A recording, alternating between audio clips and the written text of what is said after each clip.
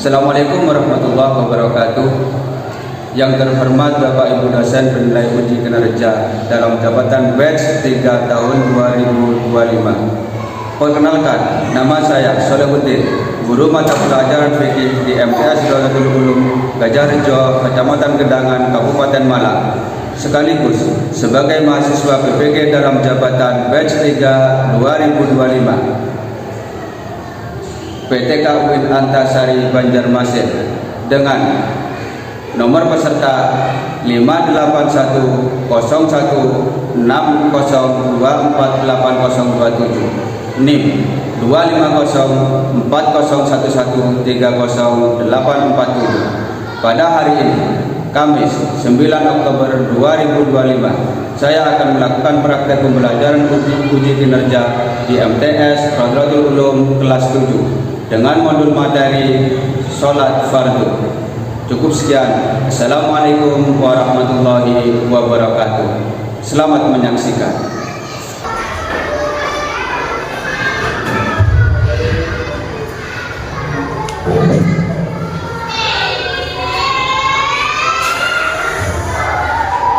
Assalamualaikum warahmatullahi wabarakatuh.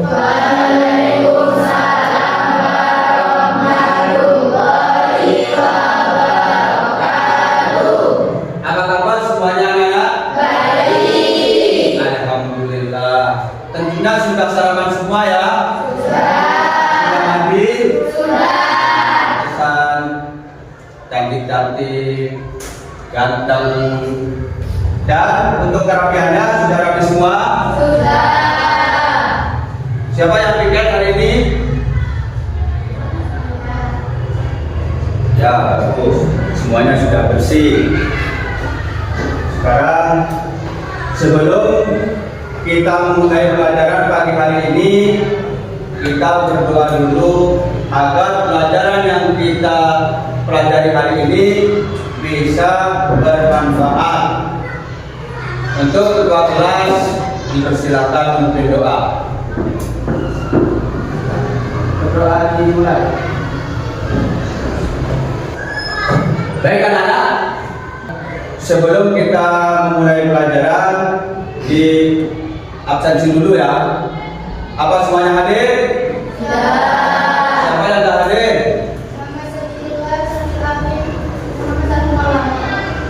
Sabilillah, Syahril Amin. Kemana? Tidak tahu, berarti tidak ada izin. Oke, baik. Kita sebelum memulai pelajaran hari ini, kita mengkaji kembali pelajaran minggu kemarin ya, minggu kemarin. Yaitu masih ingat pelajaran minggu kemarin? Yaitu tentang apa? Taharah. Ya bagus. Taharah itu bersuci. Jadi taharah itu bersuci. Ya. Bersuci merupakan apa? Membersihkan diri dari kotoran najis. Jadi pelajaran hari ini ada kaitannya dengan pelajaran minggu kemarin. Jadi hari ini kita akan mempelajari materi sholat fardu. Jadi kenapa ketika kita mau melaksanakan sholat fardu, maka keadaan badan kita harus suci, baik pakaian juga harus suci. Suci dari apa? Najis. Baik, apa tadi semuanya sholat subuh? Yakin? Yakin. Karena sholat itu adalah apa? Kewajiban bagi setiap orang muslim.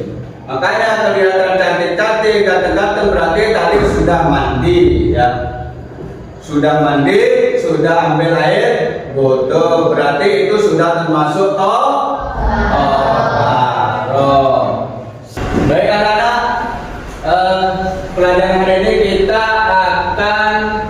pembelajaran kita adalah menjelaskan pengertian sholat fardu 5 waktu dan menimbulkan dasar hukum sholat fardu 5 waktu berdasarkan ayat-ayat Al-Quran dan hadis. Yang ketiga, membedakan syarat sah dan syarat wajib sholat fardu 5 waktu. Pengertian sholat fardu, yaitu secara bahasa sholat fardu adalah doa. Secara istilah, segala ucapan dan tindakan tertentu yang diawali takbir dan diakhiri dengan salam. segala ucapan dan tindakan tertentu yang diawali dengan takbir dan diakhiri dengan salam. Sholat fardu 5 waktu. Jadi pengertian sholat fardu, ya, selama ini kita telah melakukan sholat fardu 5 waktu dalam sehari semalam. Tahukah kamu apa yang dimaksud dengan sholat? Ya, secara bahasa tadi sudah diterangkan, yaitu secara bahasa apa? Berdoa. Secara istilah, secara istilah adalah suatu ucapan atau perkara yang diawali dengan takbir dan diakhiri dengan salam. Sholat fardu diwajibkan untuk siapa? Untuk semua umat Islam yang balik dan berakal. Baik, selanjutnya dasar hukum perintah sholat fardu. Sholat fardu merupakan rukun Islam yang kedua setelah membaca 2 kalimat syahadat.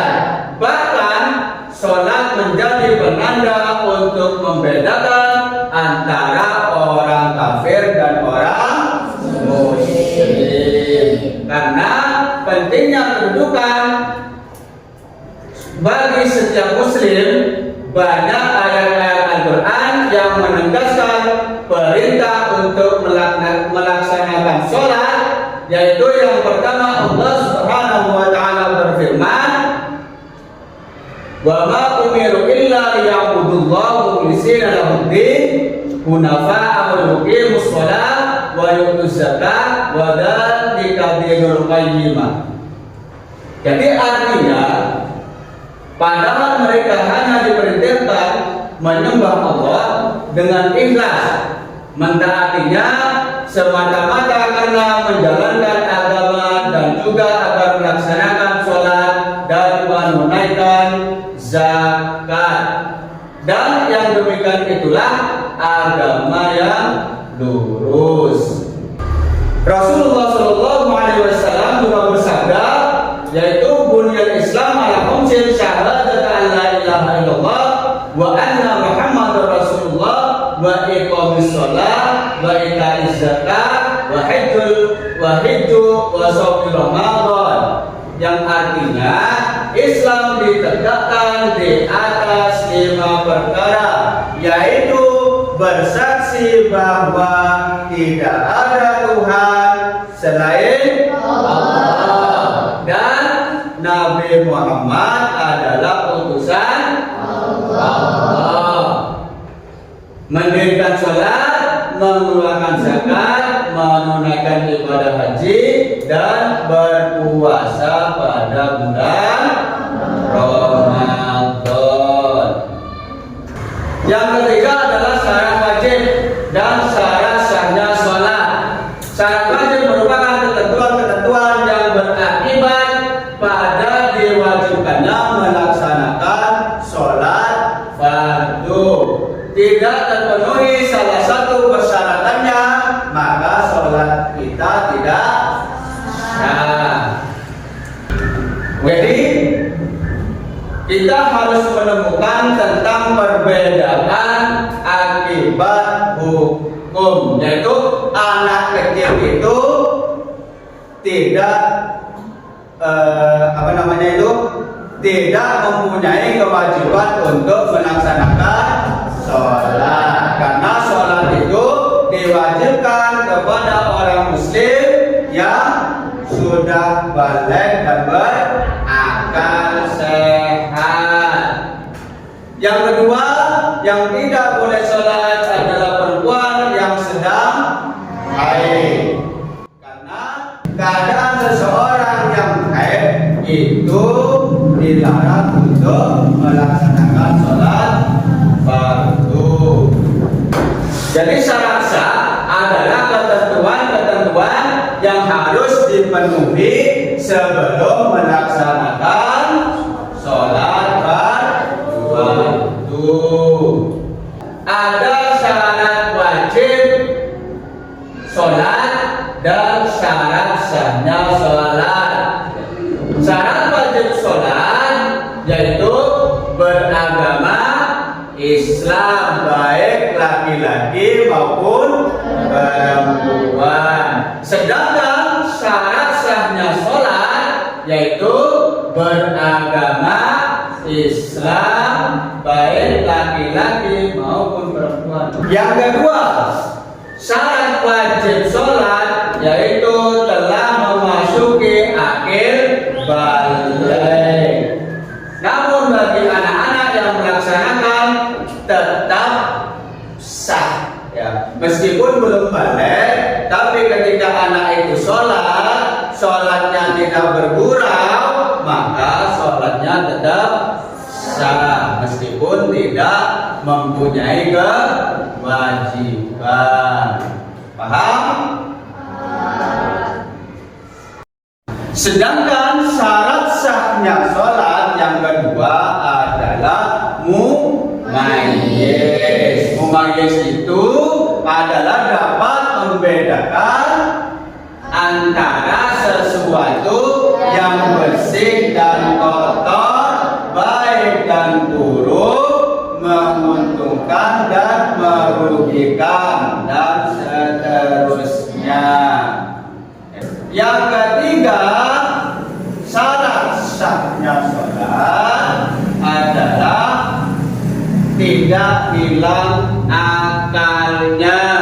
Jadi ketika orang hilang akal, maka sholatnya tidak sah, baik itu karena gila atau karena tertidur. Jadi orang yang tidur itu kan wudunya batal.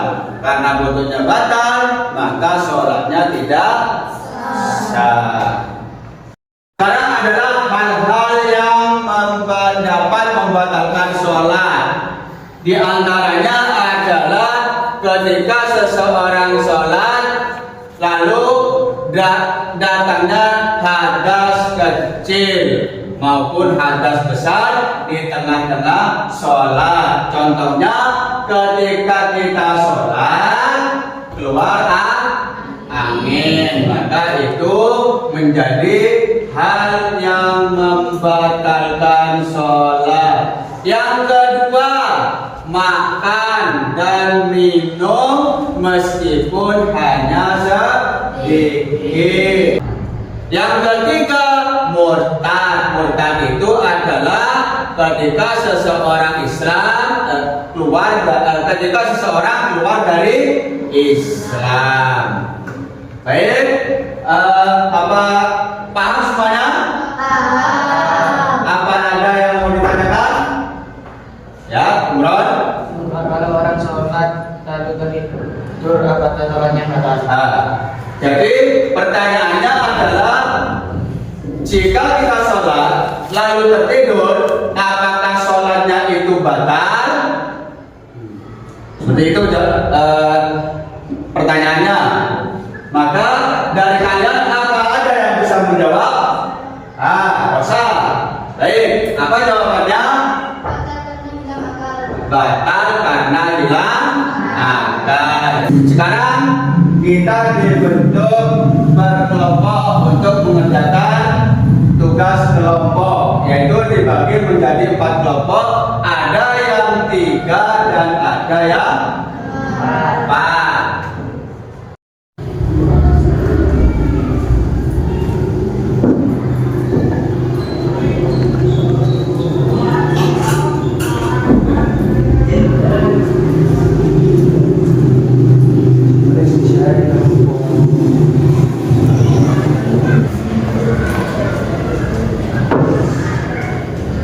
Baik, waktunya sudah 15 menit sampai 20 menit ini, berarti sudah harus selesai. Jadi nanti ada yang maju untuk mempresentasikan. Jadi ada 1 anak untuk perwakilan dari setiap kelompok. Paham? Baik anak-anak yang lain, diam dan perhatikan dan didengarkan, karena teman kalian perwakilan dari kelompok 1 sampai kelompok 4 mau membacakan atau mempresentasikan hasil kerja kelompok kalian. Maka kelompok 1, Saya perwakilan dari kelompok 1 akan mempresentasikan hasil dari kerja kelompok kami sebagai berikut. Pengertian syarat dan wajib sholat. Syarat sholat adalah hal yang harus dipenuhi agar sholat seorang dianggap sah di sisi Allah. Syarat wajib sholat adalah hal-hal yang menyebabkan seorang diwajibkan melaksanakan sholat. kelompok 2, Saya perwakilan dari kelompok 2 akan mempresentasikan hasil dari kerja kelompok kami sebagai berikut. Tentang hal-hal yang membatalkan sholat, berhadas atau terkena najis, terbuka aurat secara tertutup, berbicara dengan sengaja, makan atau minum, bergerak banyak tanpa keperluan, mengubah niat atau membatalkan kiblat. baik anak-anak, kita sudah mengerjakan tugas kelompok. Jadi intinya, sholat itu adalah merupakan tiang agama yang memiliki aturan dan ketentuan agar sah dan diterima oleh Allah Subhanahu wa Ta'ala. Jadi setiap muslim wajib memahami syarat-syarat dan rukun wajib dalam mengerjakan sholat, yang meliputi keadaan harus suci, menutup aurat, lagi apa? Serta menghadap kiblat. Selain itu, rukun dalam sholat juga tidak boleh ditinggalkan. Karena ketika kita sholat terlewatkan satu rukun, maka sholat kita tidak sah. Apalagi lebih dari 1. Jadi pelajaran hari ini kita sudah selesai tentang materi sholat fardu. Jadi untuk pelajaran minggu depan kita mempelajari materi tentang sholat sunnah. Jadi banyak yang harus kita pelajari atau yang harus kita pahami dalam hal-hal melaksanakan sholat sunnah. Baik anak-anak, kita tutup pelajaran hari ini atau pagi hari ini dengan ucapan Alhamdulillahirrahmanirrahim. Assalamualaikum warahmatullahi wabarakatuh.